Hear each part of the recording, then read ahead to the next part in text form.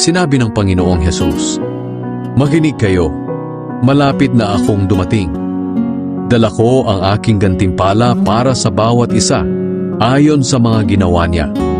Ako ang Alpha at ang Omega, na ang ibig sabihin, ang una at ang huli, o ang simula at ang katapusan ng lahat. Mapalad ang naglilinis ng mga damit nila, dahil papayagan silang makapasok sa lungsod at kumain ng bunga ng punong kahoy na nagbibigay buhay.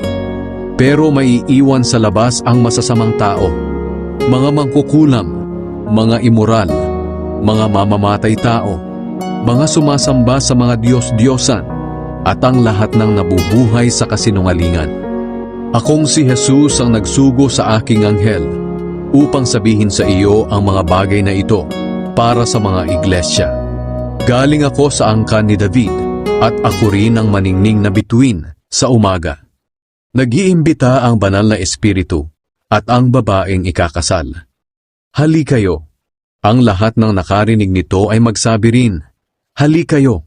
Lumapit ang sinumang nauuhaw at gustong uminom ng tubig na nagbibigay buhay. Wala itong bayad.